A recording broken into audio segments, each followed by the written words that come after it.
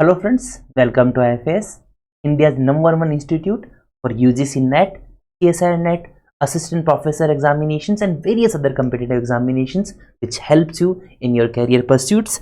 And myself Himanshu, I've cleared my NET in 2018. Now let's talk about UGC NET qualification. तो उससे पहले हम लोग UGC NET के बारे में जानते हैं कि UGC NET कंडक्ट कौन करवाता है? NTA, नेशनल टेस्टिंग एजेंसी करवाती है। यूजीसी की full form university grant commission, NET is national eligibility test. तो बेसिकली आपका जो असिस्टेंट प्रोफेसर बनने की कॉलेज और यूनिवर्सिटी के जो प्रोफेसर बनते हैं उनकी एलिजिबिलिटी, साथ ही साथ जूनियर रिसर्च फेलोशिप परस्यू करने के लिए जो एलिजिबिलिटी होती है वो नेट के माध्यम से यूजीसी चेकआउट करता है।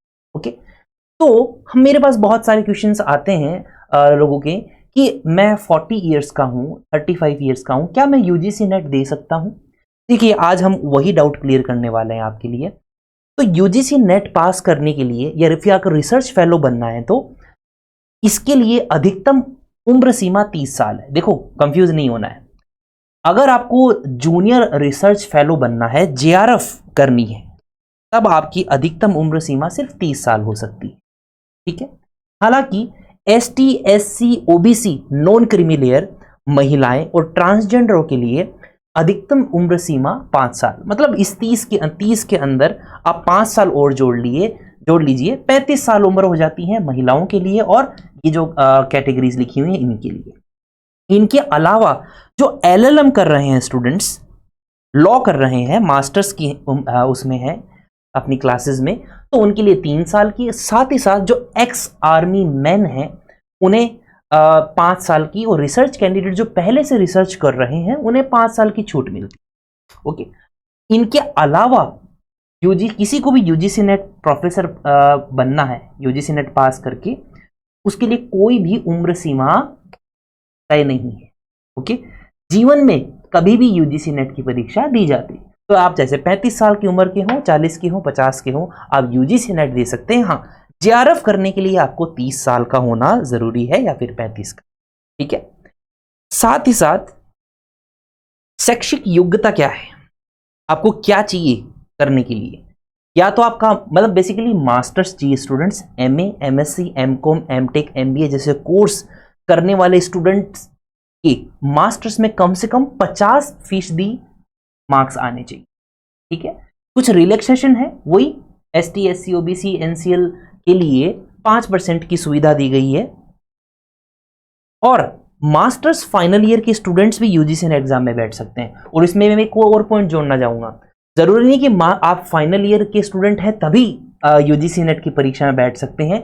अगर आप मास्टर्स के फर्स्ट ईयर के स्टूडेंट भी हैं तो भी यूजीसी नेट की परीक्षा में बैठा जा सकता है, क्योंकि यूजीसी नेट का जो सर्टिफिकेट है ना स्टूडेंट्स, वो 2 साल के लिए उसमें एक प्रावधान ऐसा है कि 2 साल के भीतर आपको मास्टर्स करनी होगी जब आपका नेट का सर्टिफिकेट मिलेगा। नेट का सर्टिफिकेट तो लाइफ टाइम के लिए रहता है, बट पात्रता जो रहेगी उस सर्टिफिकेट की, अगर आपने 2 साल के अंदर मास्टर्स कर ली तभी उसकी पात्रता रहेगी, नहीं तो नहीं रह पाएगी।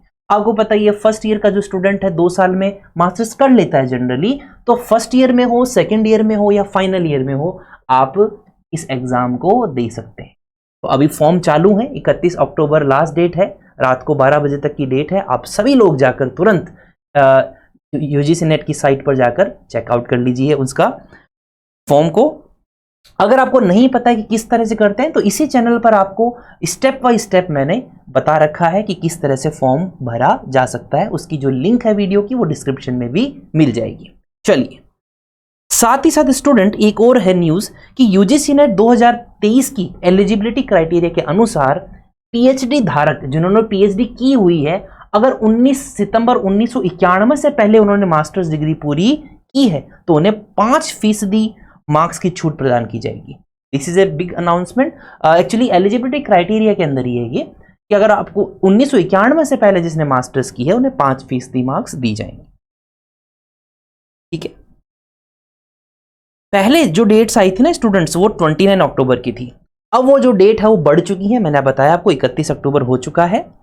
और फीस वही स्ट्रक्चर है, 600 है जनरल EWS OBC के लिए और अनरिजर्व कैंडिडेट्स के लिए 1150 रुपए। साथ ही साथ ST, ST, sorry SC ST PhD और थर्ड जेंडर के लिए 325 रुपए का प्रावधान रखा गया है। 6 दिसंबर से लेकर 22 दिसंबर तक आपकी एग्जाम है और पहले 29 थी, अब ये 31 हो चुकी है। ठीक है, और अगर आपको जो साइट चाहिए वो ये रही ugcnet.nta.ac.in। ये साइट आप जाकर जैसे ही क्लिक करेंगे वहां पर रजिस्ट्रेशन फॉर्म आपको मिलेगा, इस तरह से आपको पोर्टफोलियो मिलेगा। ठीक है, और यहां पर आपको न्यू कैंडिडेट रजिस्टर करके अपना जो भी वो पूछा गया है, कौन कौन से डॉक्यूमेंट अप्लाई होंगे वो भी मैंने बता चुका हूं आपको वीडियो में पहले, तो उसका भी जो लिंक है वो डिस्क्रिप्शन में मैं डाल दूंगा। तो कौन से डॉक्यूमेंट चाहिए और किस तरह से अप्लाई करना है, और साथ ही साथ आपको कैटेगरी का जो सर्टिफिकेट है वो अपलोड नहीं करना है। अब ये चीज हटाई जा चुकी है NTA के द्वारा। ओके, तो मैंने जैसे कहा कि 6 दिसंबर से आपकी एग्जाम होने वाली है, तो IFS का एप्लीकेशन आपको अपनी इस मंजिल तक पहुंचाने के लिए कारगर साबित हो सकता है। यहां पर इस एप्लीकेशन में या तो आप ऐप स्टोर, प्ले स्टोर या फिर विंडोज के एप्लीकेशन में जाकर एक्सेस कर सकते हैं, और अगर स्मार्टफोन की सुविधा नहीं है तो वेबसाइट पर जाकर भी एक्सेस कर सकते हैं ifsonline.com।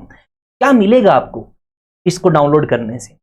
जिस भी एग्जाम की आपको तैयारी करनी है उसको आपके एग्जाम की डेट्स, पैटर्न, एग्जाम के बारे में, syllabus, cut off, previous year exam papers आए हुए हैं उस एग्जाम से रिलेवेंट, वो साथ ही साथ पेपर एनालिसिस आपको अवेलेबल होगा IFS के प्लेटफॉर्म पर। तो जरूर आप जाकर इसको चेकआउट कर लीजिए। ओके, और अपना जो फॉर्म है वो भरना ना भूलें। ओके, चलिए, तो see in the next one. Till then keep preparing, keep smiling, take care, bye bye.